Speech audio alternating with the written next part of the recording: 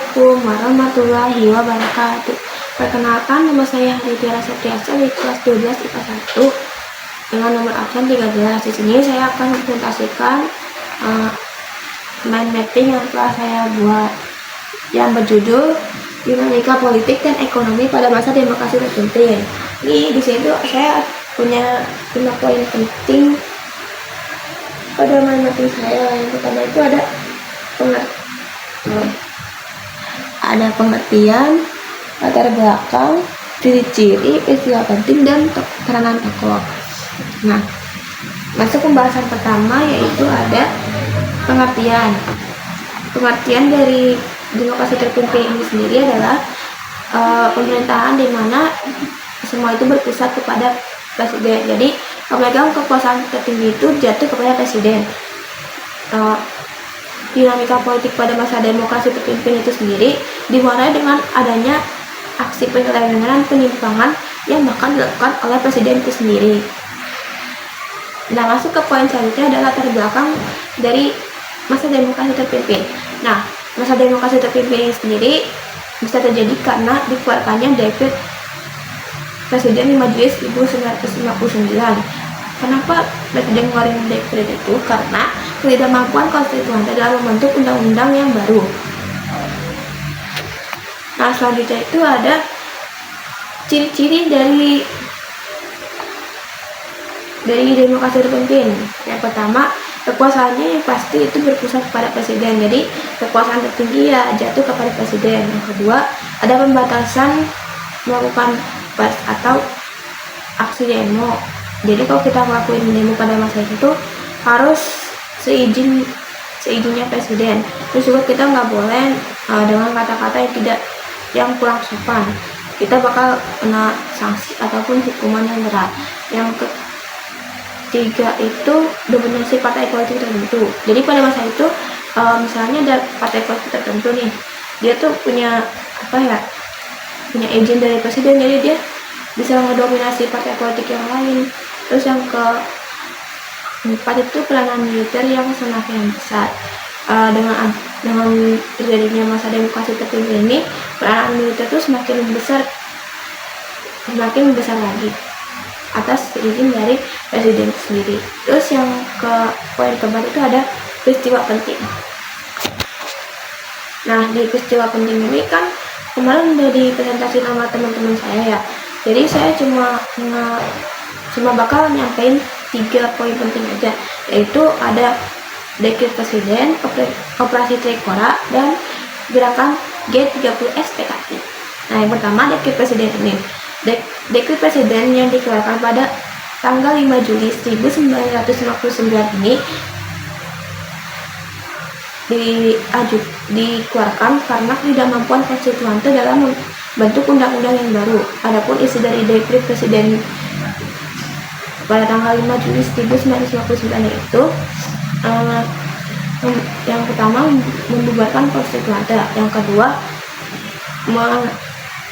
diberlakukannya Undang-Undang 1945 kembali, dan yang ketiga itu ada tidak diberlakukannya lagi Undang-Undang 1950. Lalu yang terakhir itu membentuk MPRS dan MPAS. Nah, selanjutnya peristiwa penting ini ada gerakan Trikora atau operasi Trikora.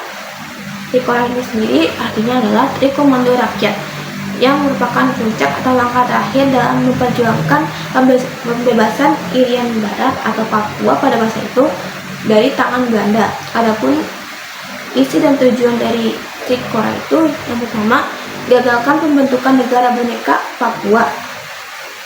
Nah, yang kedua itu kibarkan sang bendera merah putih di Irian Jaya tanah air Indonesia. Dan yang terakhir itu bersiap untuk mobilisasi umum guna mempertahankan kemerdekaan dan kesatuan tanah air dan bangsa. Menurut isinya sendiri itu di dalam Trikora dibagi lagi 2 perintah yang disampaikan oleh presiden kepada ABRI dan juga rakyat Indonesia. Isinya itu untuk ABRI, pertama untuk ABRI, yaitu bersiap-siap membebaskan Irian Jaya yang pelaksanaannya setiap waktu akan ditentukan. Lalu untuk rakyat Indonesia, yaitu mengadakan persiapan mobilisasi umum guna mempertahankan kemerdekaan dan kesatuan Indonesia dengan jalan menggagalkan usaha pembentukan negara boneka Papua yang akan dilaksanakan oleh pemerintahan kolonial Belanda.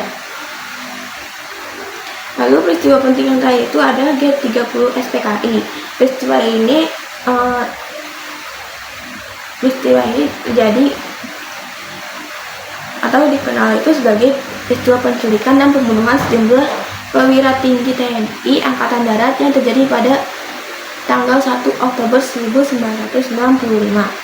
Jadi G30 SPK ini dilatar belakangi karena munculnya konsep ideologi nasionalisme, agama, dan komunisme atau NASKOM yang pertama kali dicetuskan oleh Presiden Soekarno.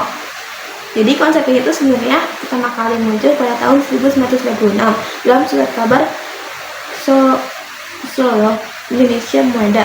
Dalam tulisannya Soekarno menyatakan, dengan cara yang kurang sempurna kita mencoba membuktikan bahwa paham nasionalisme, Islamisme, dan Marxisme dalam negeri jajahan saling menutupi satu sama lain. Nah, karena itu tuh peristiwa G30 SPKI yang bisa dibilang tuh ini tuh partainya berpihak pada komunis. Jadi kayak jadi terus yang dicetuskan presiden sendiri malah bisa menghancurkan negara Indonesia. Bahkan beberapa perwira TNI itu sampai gugur dalam mempertahankan NKRI. Terus dampak dari peristiwa-peristiwa ini itu dampak yang paling kelihatan itu dampak ekonomi. Nah, dampak ekonomi yang terjadi pada masa itu adalah inflasi mencapai 635%, pendapatan situasi moneter semakin memparah, ekspor dan investasi merosot, lalu cadangan devisa menipis. Harga kebutuhan pokok jadi mahal. Terus karena itu tuh jadi kayak masa demokrasi terpimpin itu jadi masa yang terburuk dalam sejarah Indonesia. Faktor yang mempengaruhi kondisi perekonomian Indonesia yang buruk pada masa itu tuh adalah Indonesia baru merdeka, terus juga konfrontasi dengan negara barat dan Malaysia. Terus ada juga pemberontakan yang dilakukan berulang kali seperti tadi itu G30 SPKI, DITI kayak Aceh, Jawa Barat, Jawa Tengah, itu tuh juga kayak pemberontakan. Terus juga gagalnya kebijakan untuk menyelamatkan perekonomian. Lalu di poin yang terakhir ada peranan tokoh penting. Di sini saya cuma 2 karena menurut saya itu yang paling penting sih. Yang pertama itu Soekarno. Soekarno-Hatta. Itu tuh presiden pada masa itu yang menjabat pada masa itu, dan ya bisa dibilang tuh presiden yang dikenal lumayan kurang bisa membimbing, kurang bisa mencetuskan hal yang baik. Tapi sebenarnya dia pengen NKRI itu semakin sejahtera, tapi emang caranya itu salah, karena dari masa demokrasi terpilih itu kayak kekuasaan tertinggi ada di presiden, padahal masa demokrasi itu kekuasaan tertingginya itu pada rakyat. Jadi apapun yang disampaikan rakyat, pemerintah harus menerimanya. Bahkan kalau misalnya nggak bisa menerimanya pun harus didiskusikan dulu agar semua pihak tuh jadi menerimanya. Karena dekret yang dikeluarkan presiden ini juga mengubah kepemimpinan negara Indonesia kan, dari yang parlemen jadi demokrasi terpimpin, terus sampai sekarang jadi ya peran presiden itu yang paling penting di sini. Terus yang kedua ada DNID, yaitu DNID itu adalah seseorang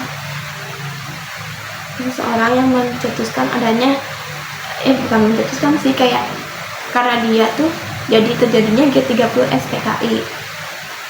Sekarang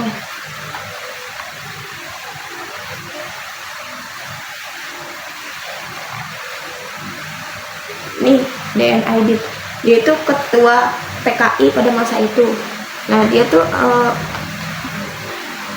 sebelumnya dia tuh sering banget kayak nyari perhatiannya presiden, biar kayak paham dia tuh bakal diterima di masyarakat Indonesia, yaitu komunis. Dia tuh merekrut presiden agar komunisme itu bakal diterima di Indonesia, tapi ternyata enggak begitu. Jadi dia melakukan pemberontakan yang berujung kepada peristiwa G30 SPKI yang mengumpulkan beberapa perwira TNI yang sekarang tuh bisa dikenal sebagai sumber lubang buaya gitu. Sekian presentasi saya, kurang lebihnya mohon maaf. Bila ada salah kata mohon dimaafkan. Wabillahi taufiq wal hidayah. Wassalamualaikum warahmatullahi wabarakatuh.